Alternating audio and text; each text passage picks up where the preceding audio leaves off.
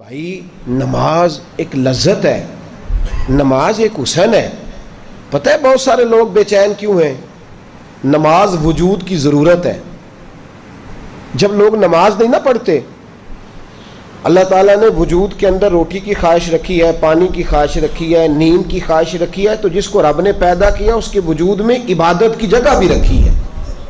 تو جب ہم سویرے اٹھ کے نماز نہیں نہ پڑھتے، اس کا مطلب یہ ہے کہ پھر ہمارا دن صحیح روشن نہیں ہوتا۔ اس بندے کا دن اصل روشن ہوتا ہے جو سویرے اٹھ کے پہلے نماز ادا کرتا ہے۔ ظہر کا وقت آیا پھر نماز پڑھے، عصر کا وقت آیا، اور میرے نبی پاک علیہ السلام نے فرمایا الصلاۃ عماد الدین، نماز دین کا ستون ہے۔ ستون کا مطلب ہوتا ہے کہ جس پر چھت کھڑی ہوتی ہے۔ تو دین کی جو عمارت ہے نا، اس کی مضبوطی کب آئے گی؟ جب آپ کو ایک بات بتاؤں، پتے کی اس کو یاد رکھنا۔ بے نمازی بندہ جو ہوتا ہے نا، بے نمازی وہ دنیا کا سب سے بڑا بے وفا ہے اور سب سے بڑا ناشکرا ہے۔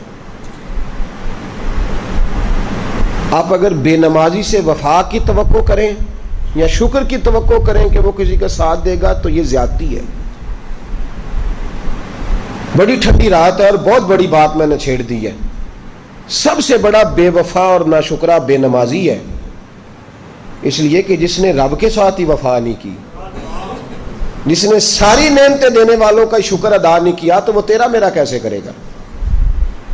جو وہاں ہی نہیں جڑا۔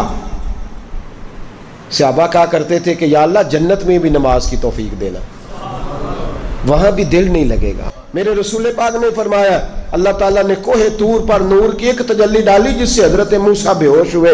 فرمایا جب میرا امتی اللہ اکبر کہہ کے نماز کی نیت باندھتا ہے، رب کریم اس پر اس طرح کے نور کی 70 تجلیاں ظاہر فرماتا ہے۔ 70 تجلیاں، سمجھا ہی نہیں اس بات کو آج تک مسلمان۔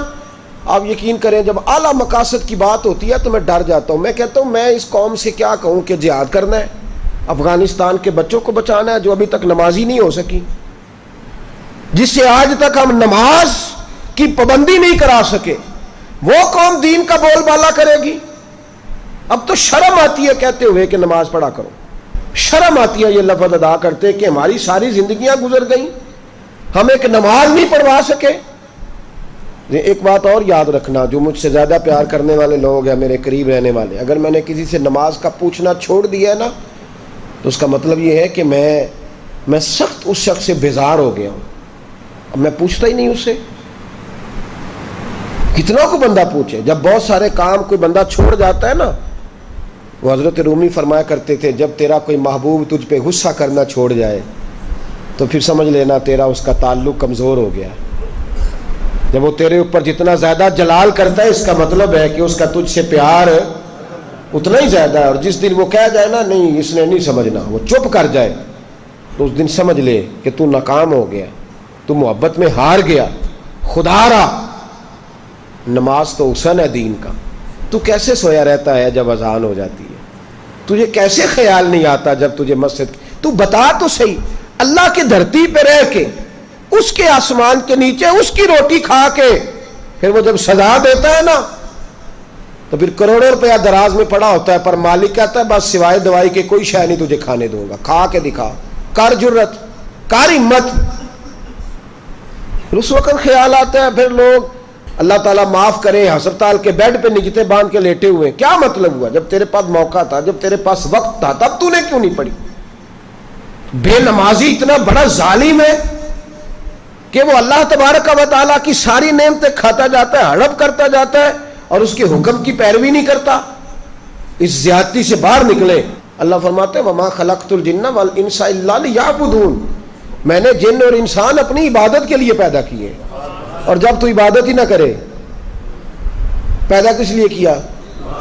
پیسے کمانے کے لیے، دکان لمبی بڑی چوڑی خریدنے کے لیے، اس لیے پیدا کیا کہ تو مارکیٹوں کا مالک ہو، اس لیے پیدا کیا کہ تو جو تیرے مکان کے پیچھے مکان ہے وہ بھی تو خریدے، اس لیے پیدا کیا کہ پھر اس کے پیچھے جتنے مربع زمین ہے ساری تیری ہو، اس لیے تجھے پیدا کیا کہ ہر بینک میں تیرا اکاؤنٹ ہو، تو وزیر بنے، مشیر بنے، اس لیے تجھے پیدا کیا۔